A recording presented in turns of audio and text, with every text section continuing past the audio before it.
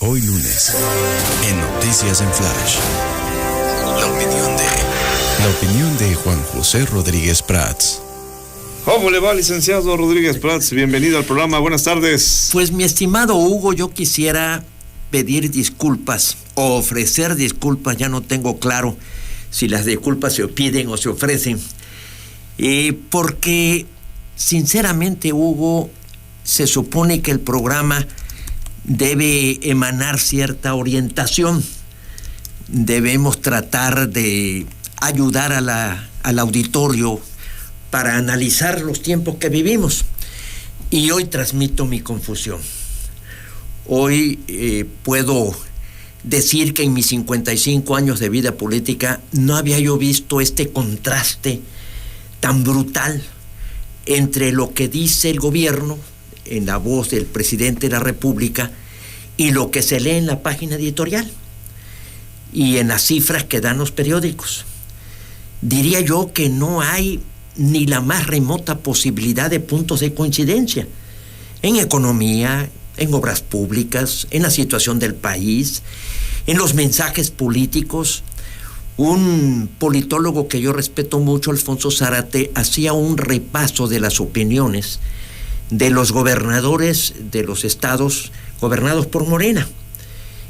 Unos elogios que sinceramente quise hacer memoria sobre si a algún presidente del viejo PRI se le prodigaban tales calificativos. Y creo que no llegaban a estos extremos.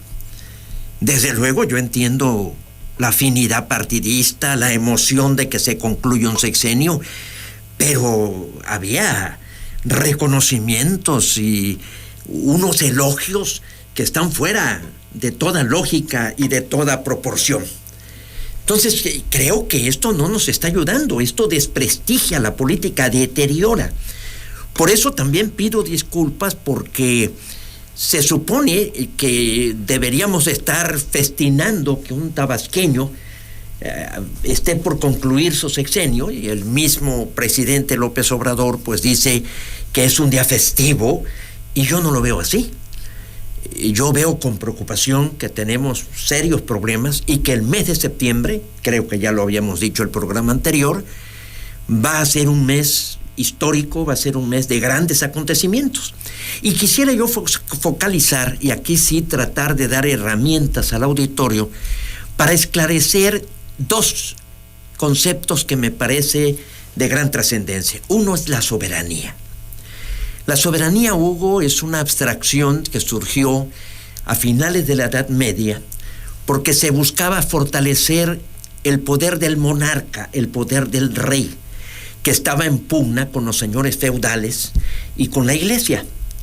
Y por lo tanto empezó a sostenerse, fue un autor francés, Jean Bodin, allá a finales del siglo XVI, en donde él decía que tiene que haber una autoridad del que emane un mando. Esto ya estaba en Grecia, en Roma, con otros términos, majestas, autoritas, y desde luego un poco antes Maquiavelo ya hablaba también de este concepto y de lo que es la razón de Estado. La razón de Estado es una especie de justificación para que el gobierno toma una decisión y dice, si te falta argumento, si te falta apoyo moral, es una razón de Estado. Eso es el último reducto del que se pueda sustentar una decisión que va a alterar y que va a afectar a cierta ciudadanía, pero hay un bien mayor a proteger, la razón de Estado. Entonces, el presidente López Obrador alude, por ejemplo, a que una opinión de un embajador lesione nuestra soberanía. Ah, caray, pues eso me parece totalmente ilógico, absurdo. Entonces, el presidente López Obrador, por ejemplo, cuando critica a Biden o cuando critica a algún presidente o algún funcionario, por ejemplo, a Javier Milei en Argentina, pues también está lesionando la soberanía. Yo creo que aquí hay un error sustancial. Y además, ya en el pleno siglo XXI, cuando nos hemos incorporado a la globalización y hemos firmado tratados internacionales y se modifica el artículo 1 de la Constitución, en donde dice que esos tratados internacionales tendrán la misma validez que la Constitución, bueno, pues entonces no podemos evadir que hemos adquirido ciertos compromisos que comprometen las decisiones que tomemos. Por ejemplo, suspender o cancelar o extinguir los órganos autónomos, pues está contradiciendo varias cláusulas de lo que es el Tratado de Libre Comercio entre México, Canadá y Estados Unidos, el TEMEC. Pero no se habrían dado cuenta ya, licenciado, con el paso del tiempo. Pues es que sinceramente, repito, utilizamos los términos con gran frivolidad, con gran improvisación, con gran irresponsabilidad. Por ejemplo, lo que sí yo creo que es una violación a la soberanía es que haya territorio dentro del país que esté bajo el control y el mando del crimen organizado o del narcotráfico. Eso es evidente en Chiapas, en Michoacán, en Tamaulipas, en Sinaloa, en donde definitivamente ahí hay una autoridad, pero no es la autoridad del Estado. Porque Max Weber, por ejemplo, un pensador ya del siglo XX, dice que el Estado tiene el monopolio de la violencia legal. O sea, solamente el Estado puede utilizar la fuerza pública para hacer cumplir la ley.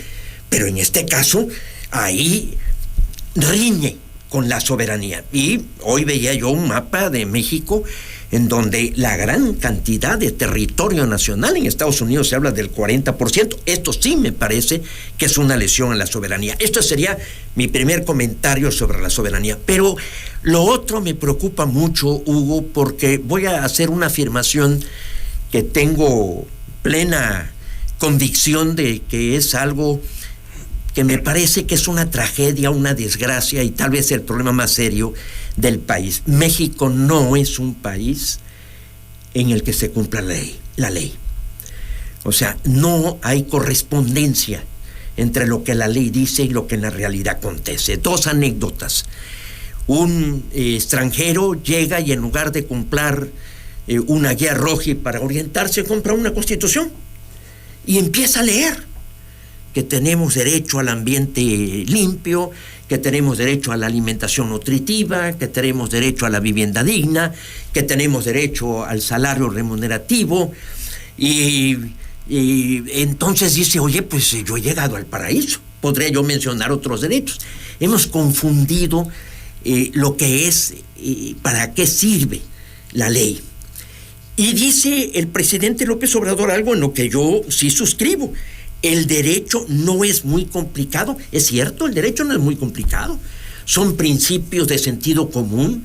Es una experiencia que se ha venido acumulando por muchos siglos, en donde se ha demostrado que hay un derecho natural, que hay derechos humanos, que hay la necesidad de la división de poderes. Es cierto, son principios muy claros, pero nosotros hemos enredado el derecho, nosotros hemos complicado el derecho. Ahí tienes el derecho electoral. El día de ayer se anula la elección que se hizo en la alcaldía de Cuauhtémoc, el 2 de junio, 3 meses después, por violencia de género. Y de ahí está la reforma que está entrando los diputados y se supone que la van a aprobar en un mes. Estamos hablando de la Carta Fundamental, estamos hablando del texto más importante de todo el sistema jurídico. Y ahí hay un mecanismo especial, se llama el constituyente permanente.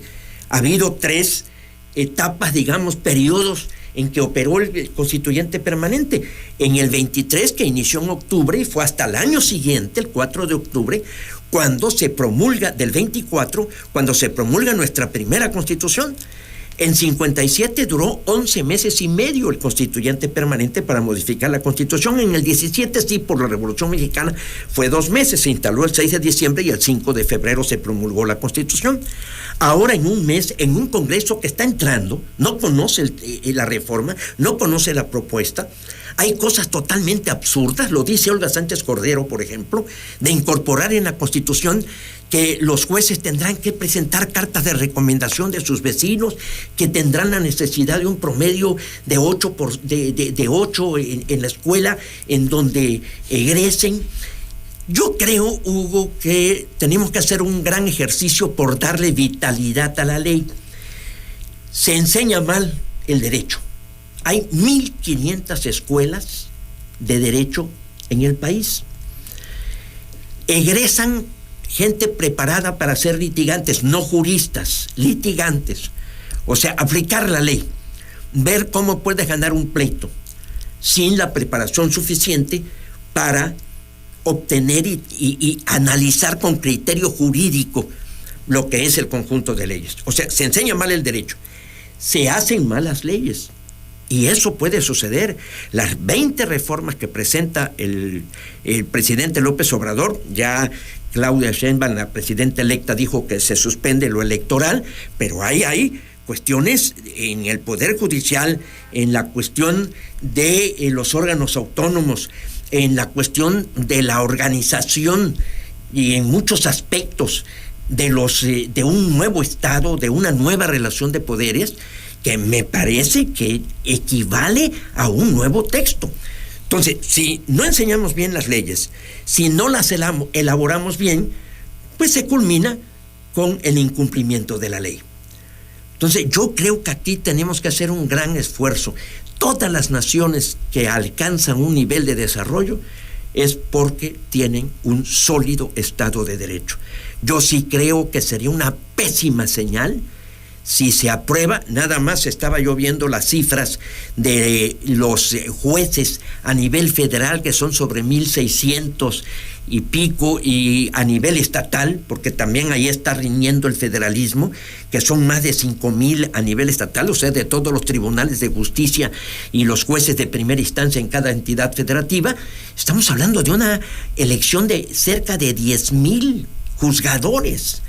Y si el INE va a tener la preparación y el presupuesto, se habla de un presupuesto de 9,500 millones de pesos, y que además está deteniendo las decisiones de empresas para invertir, porque temen que no haya instancias a las que acudir en caso de que haya una arbitrariedad del Estado.